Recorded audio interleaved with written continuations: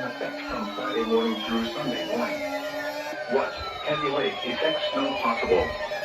Snowfall totals in excess of 6 inches possible in the heaviest and most persistent bands of snow.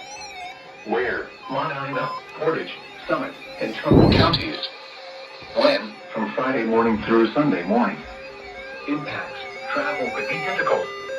The hazardous conditions could impact the Friday morning and evening commutes. Additional details. Widespread snow showers will move into the area late Thursday night or Friday morning before transitioning to lake effect snow by Friday evening. Periods of lake effect snow will continue through the weekend. Monitor the latest forecasts for updates on this situation.